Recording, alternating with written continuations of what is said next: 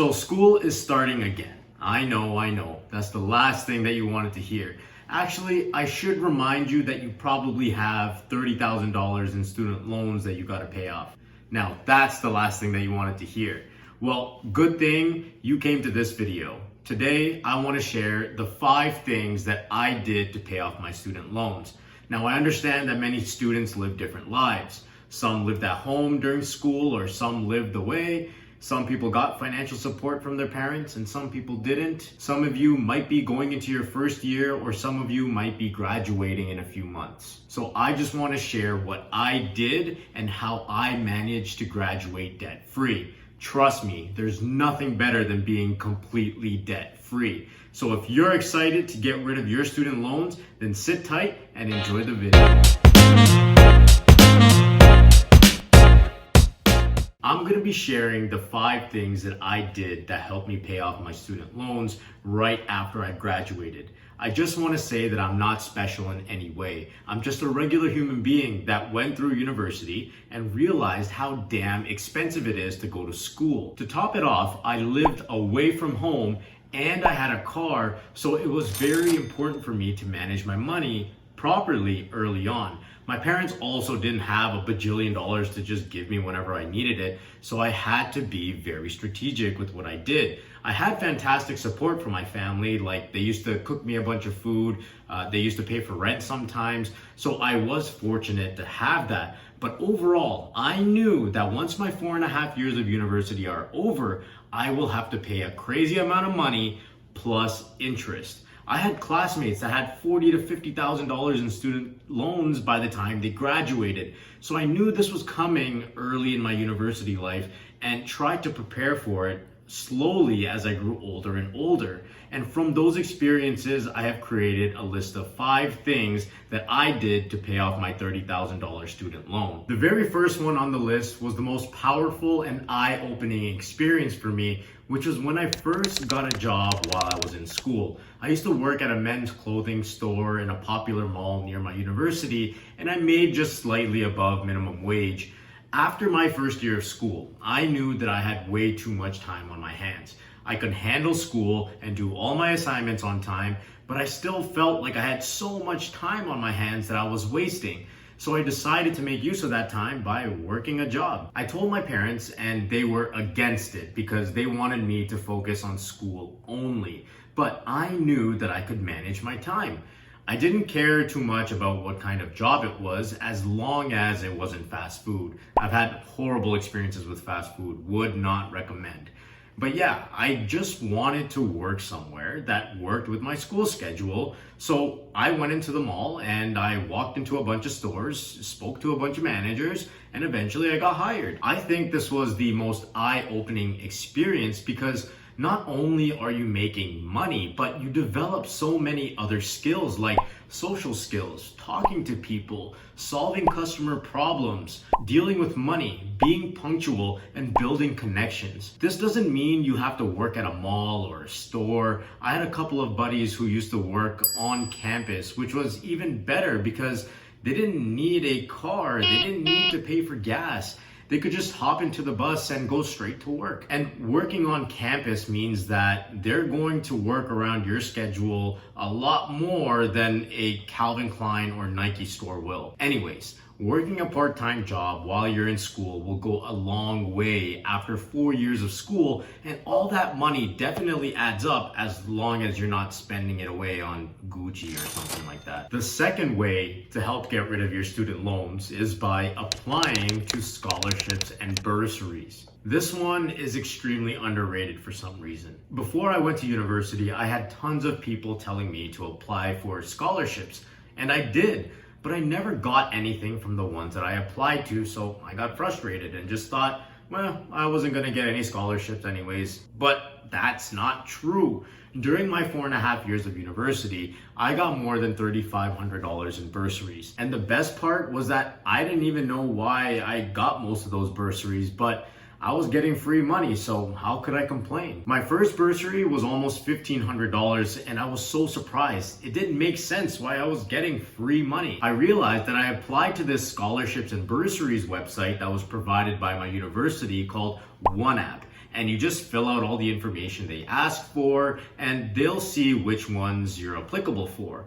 I honestly would apply once and then completely forget about it because I never would receive anything instantly.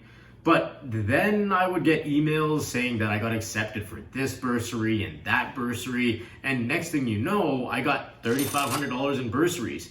It doesn't sound like a lot of money, but it makes a world of a difference when you don't have to pay $3,500 out of your own pocket. I think this one is very important just because it's so easy. You fill out an application and then you basically forget about it until you see something in your email. Even if you got $1,000 completely for free, that's almost like an entire year's worth of textbook and school supplies. So yeah, if you have some sort of scholarship and bursary website or portal that your school provides, use it. And if you get better at managing your time, then you'll be able to start your own side hustle, which is number 3 on the list. Side hustle sounds kind of vague, but it's because there's so many things you can do. You can start tutoring first-year students. If you have a car, you could drive your friends back and forth for some money. You could go into your school's Facebook pages and find used textbooks and flip them. You could cut hair on the side if you like doing that. The opportunities are literally endless with this, as long as you can fit it into your schedule. Just try taking a hobby or something you enjoy doing and find a way to bring some money in. Heck, if you're even good at taking notes in class, you could then sell those notes to students who are about to take the same course. You could actually do this instead of working a part-time job, but obviously that depends on your situation. Anyways, the point is that you can start making a decent amount of money on the side that can pay for your food costs or whatever you young kids like blowing your money on nowadays. Number 4 is watch where you shop. Man, oh man, does this one bug me a lot. I'm gonna try to make this short and simple. So listen, there's 2 places that you can shop. One is an expensive place, and the second is an affordable place. So let's say you're gonna go buy groceries. You can go shop at an expensive place, like Zayres, for example, or you can go to Food Basics, which is a much more affordable place. It makes a huge difference where you go. I remember there was a Zayres near my university and everyone used to go there, but I hated going there just because it cost so much. There was a Food Basics that was a little bit further down the road and a Walmart that was a little bit further than that, which were my places to get food just because it was so much more affordable.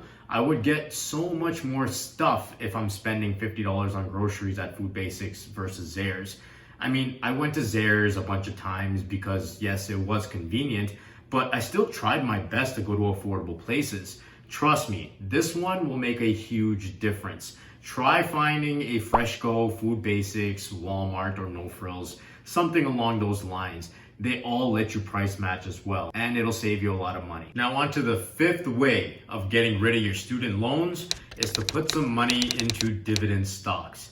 If you have managed to save up money or you have some student loan money left over after paying your tuition and textbooks, you could buy some dividend stocks and start investing and earn a bit of income that way.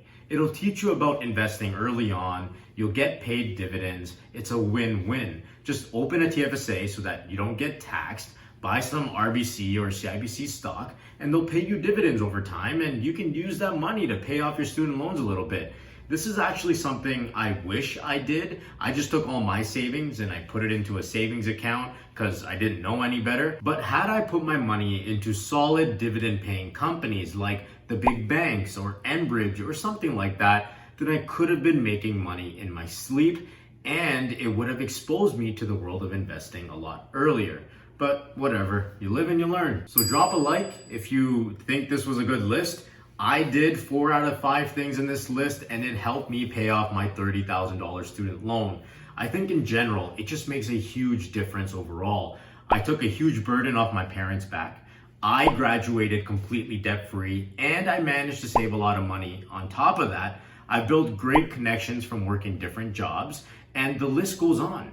I personally felt there were a lot of benefits from these experiences, and I genuinely believe that everything on this list can make a huge difference for you as well.